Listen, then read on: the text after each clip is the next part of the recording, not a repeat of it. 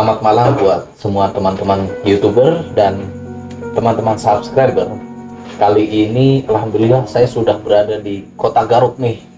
Kota istimewa, kota santri. Nah, di sini juga terkenal dengan kota penuh dengan sesepuh ya. Jadi perjalanan kita ke sini itu yang pertama adalah refreshing ya.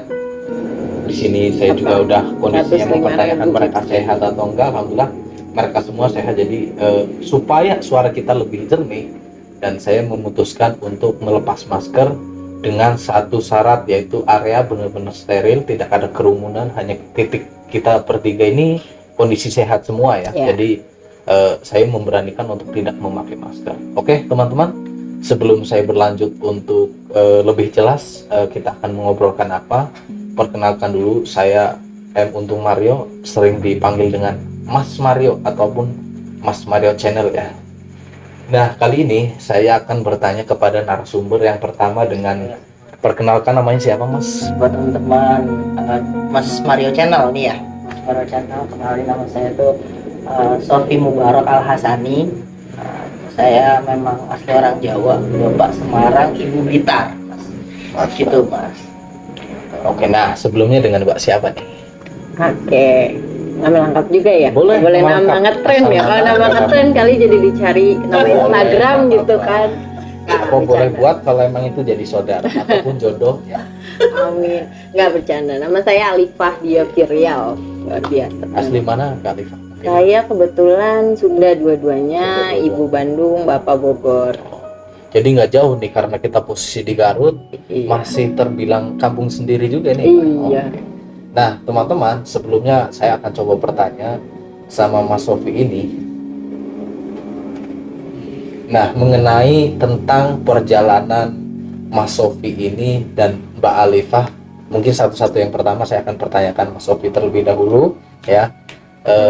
Mungkin dia bisa juga udah pernah kesini, ataupun bisa juga dia belum pernah kesini gitu, tapi kita nggak pernah tahu ya.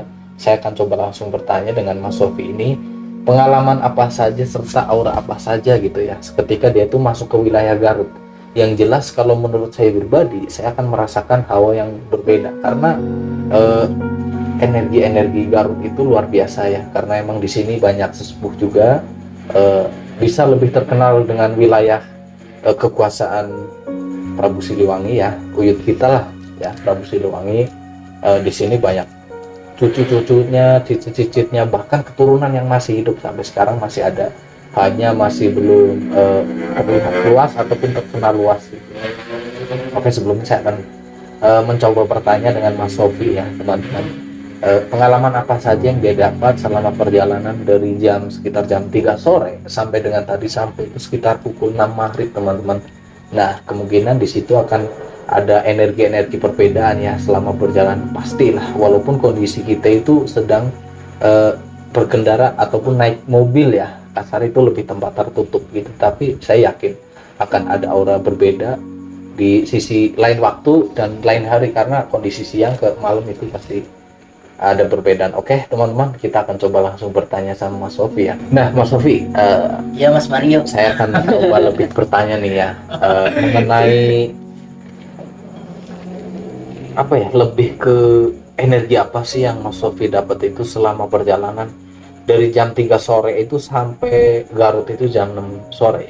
Kalau saya sendiri merasakan energi yang cukup berbeda, dari ke religiannya ya, ke negatifnya juga banyak ya, karena kondisi dari sore ke malam itu lebih energinya lebih mencekam gitu. Kemungkinan Mas Sofi ada pengalaman apa nih Mas Sofi mengenai energi-energi yang ada di kota Garut ini? Jadi jujur nih ya Mas Mario ya, saya menginjakan tanah Pasundan ini tuh, tanah Garut ini baru pertama kali nih, serius baru pertama kali. Luar biasa.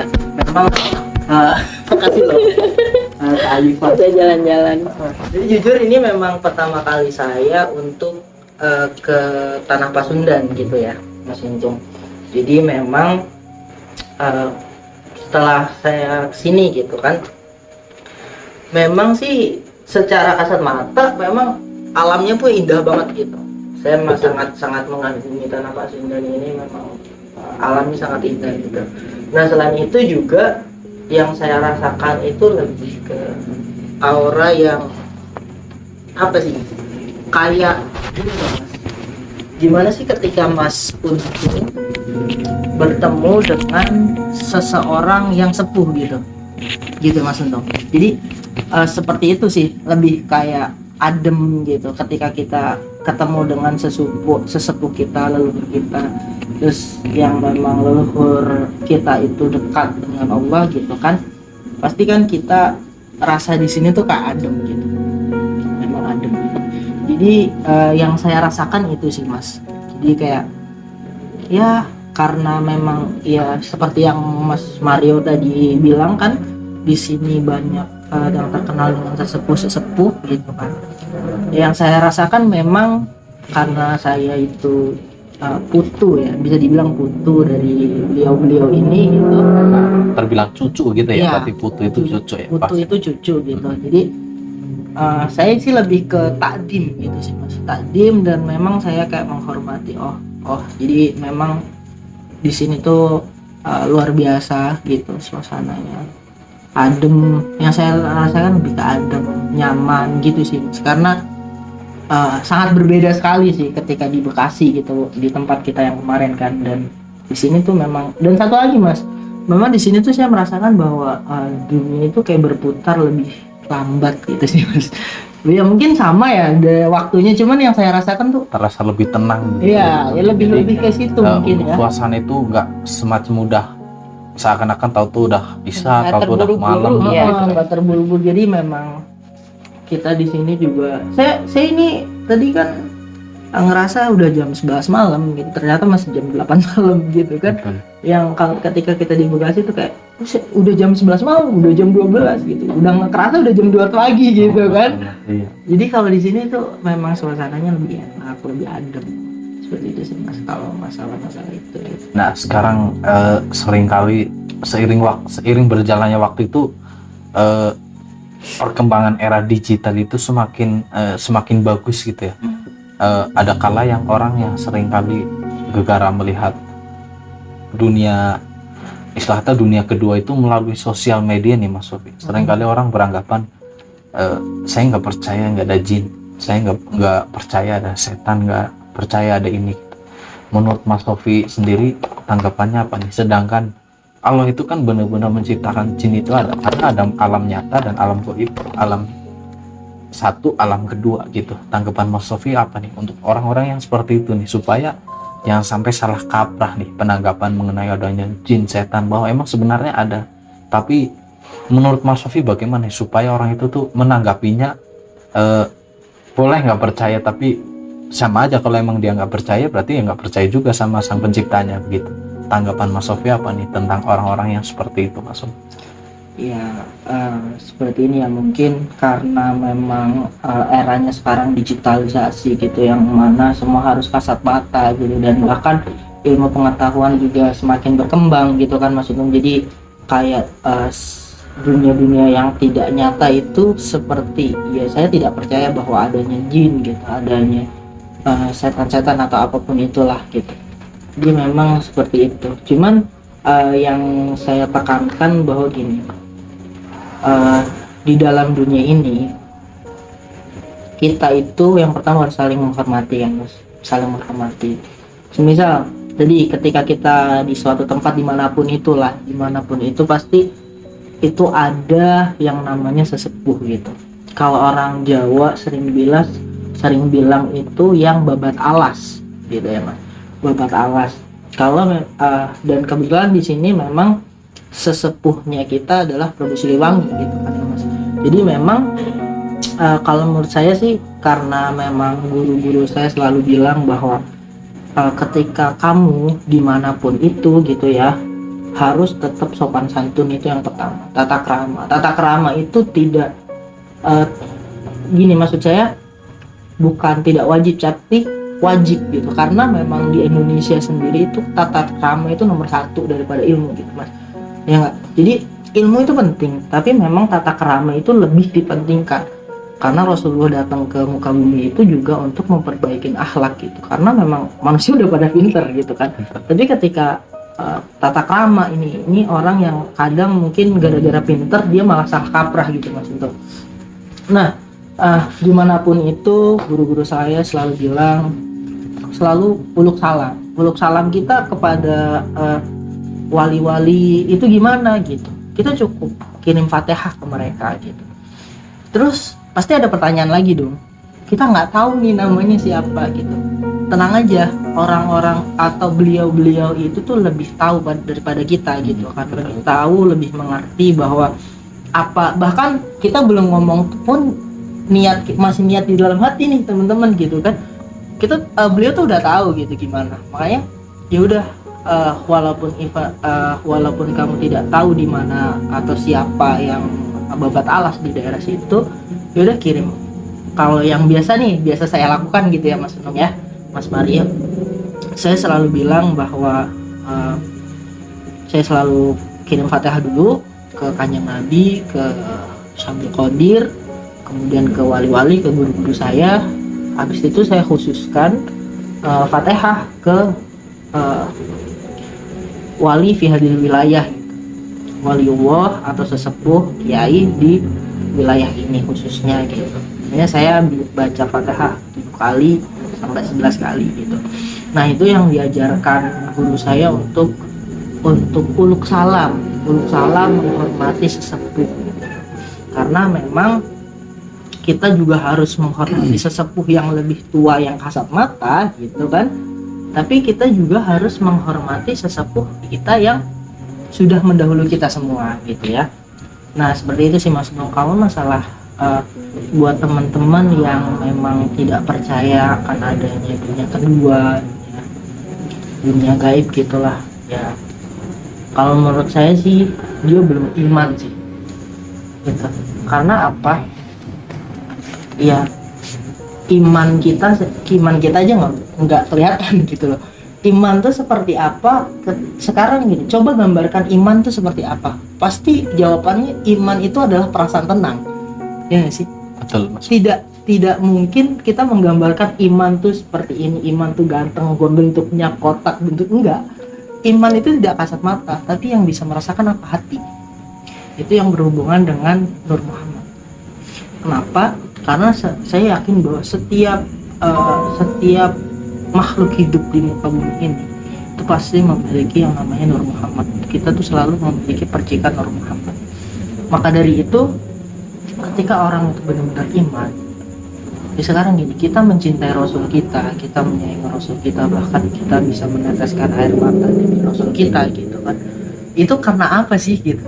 Kita nggak pernah melihat, kita tidak pernah mendengar, kita tidak pernah tahu wajah beliau seperti apa, dan kita kan cuma hanya tahu ceritanya bahwa Rasul itu wajahnya ganteng, benar-benar ganteng, nggak, auranya itu luar biasa gitu. Cuman ketika, coba deh teman-teman tuh bayangin bahwa ketika teman-teman sebut aja Allahumma sholli ala sayyidina Muhammad gitu, saya yakin hati teman-teman tuh getar.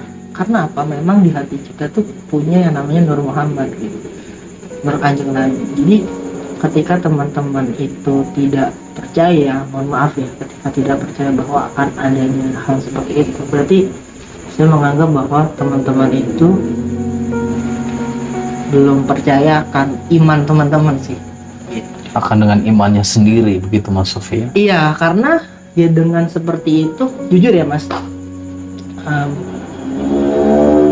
ketika saya gini, mungkin saya selalu bertemu orang-orang yang jujur, saya itu orangnya nggak bisa tahu apa-apa, bahkan sampai sekarang tuh nggak tahu apa-apa. Cuman saya selalu Allah pertemukan dengan orang-orang yang memiliki kelebihan gitu.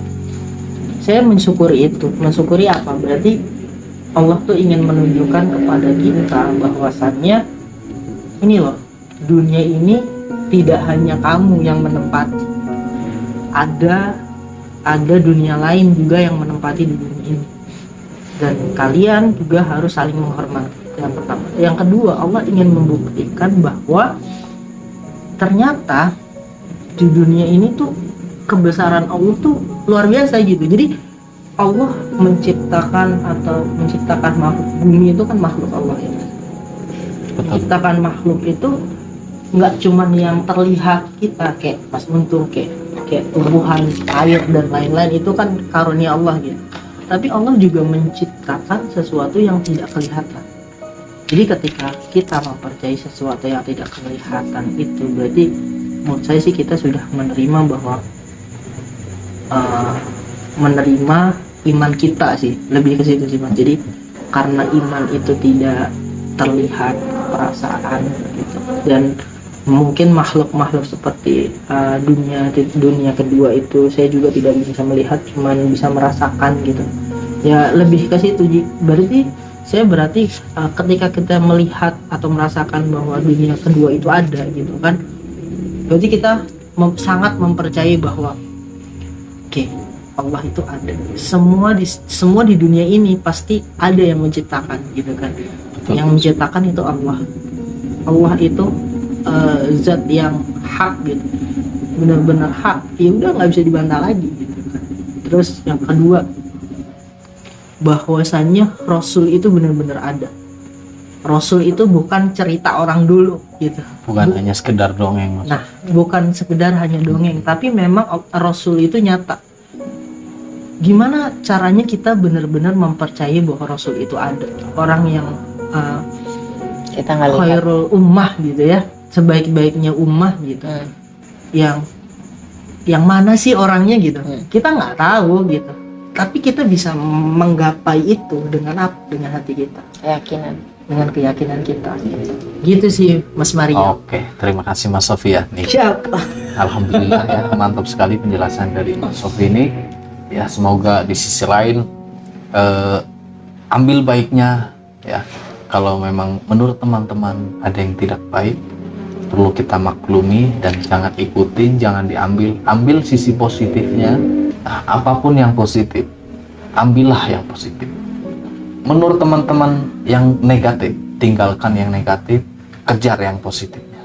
Nah, berikut teman-teman penjelasan dari Mas Sofi ya. Apabila ada hal yang negatif, tinggalkan.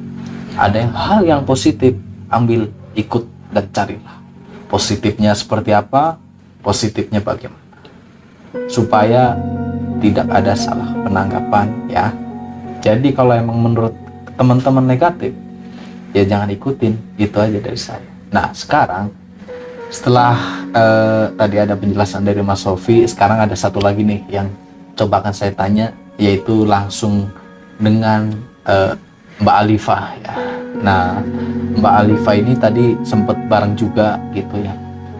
Beliau dari Jakarta sekitar jam sore gitu ya, jam 3 sama gitu, sampai Garut itu sama, sampai Garut itu sehabis maghrib ya, sampai di tempat. Dan sekarang kita cobakan berbincang dengan Mbak Alifah ini ya, mengenai tentang Garut itu seperti apa. Pertanyaannya masih sama seperti ke Mas Sofi ya.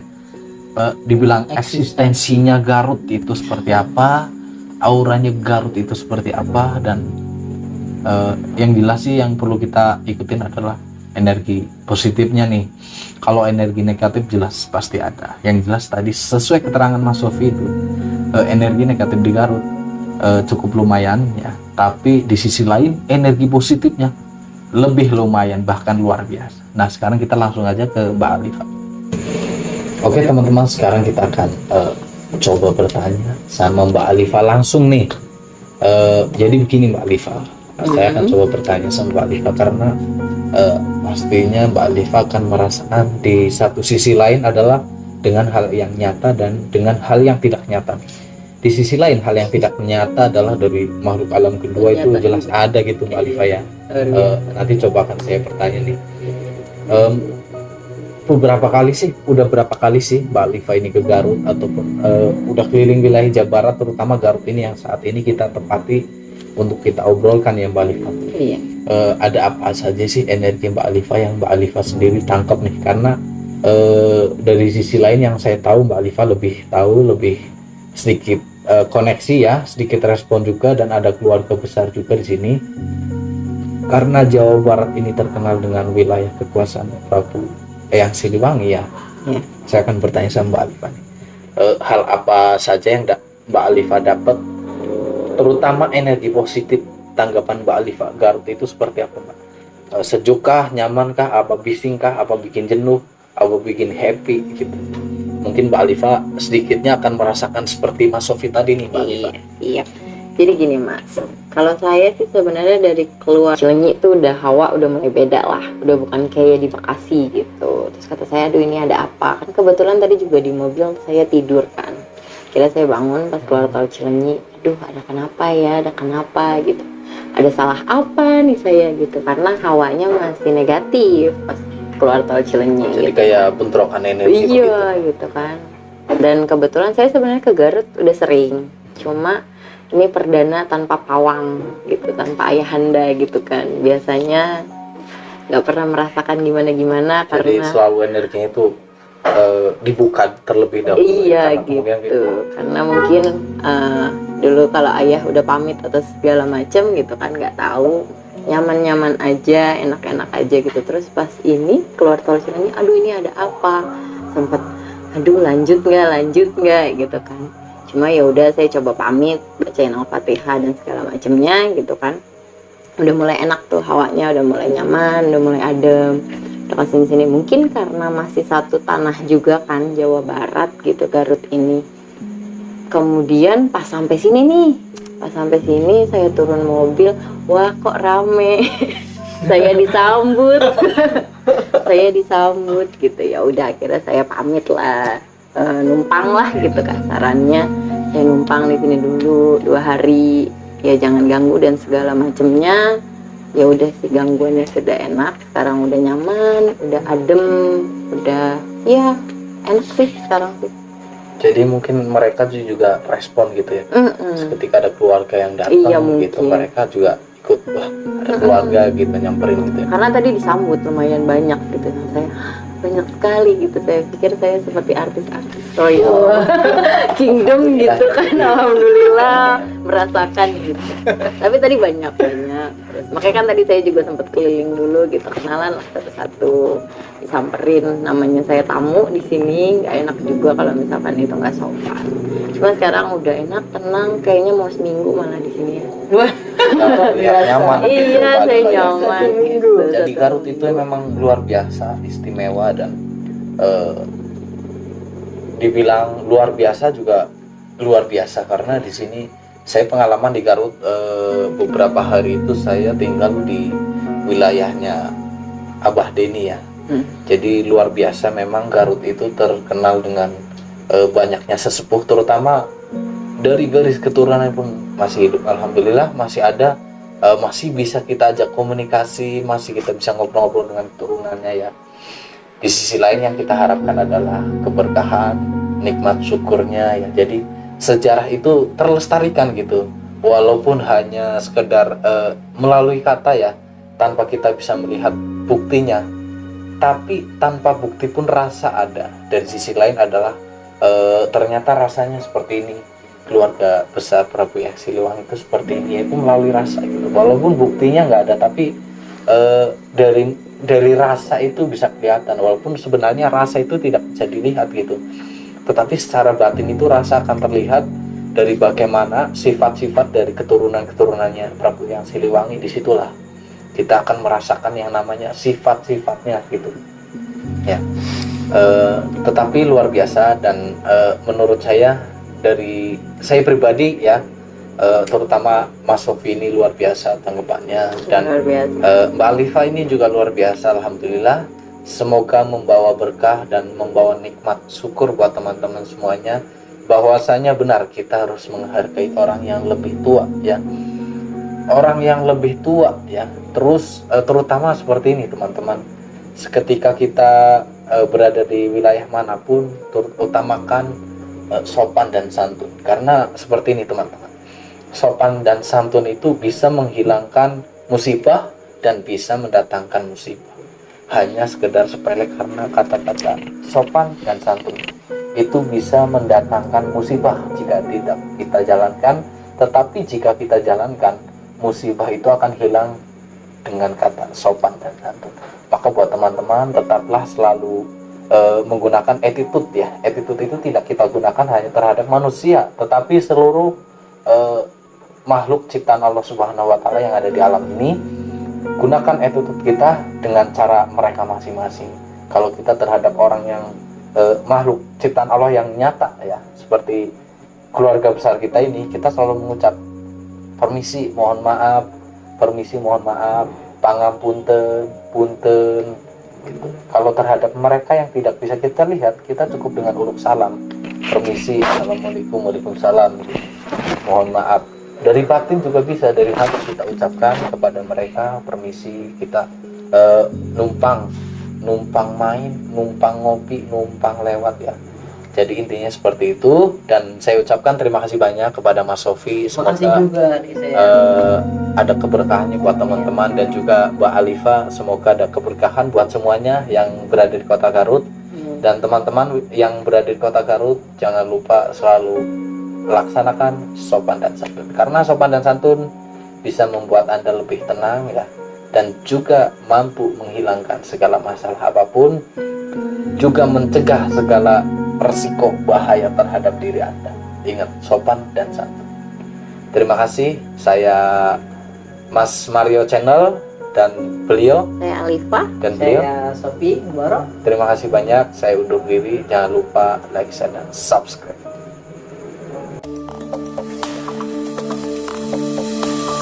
Thank you.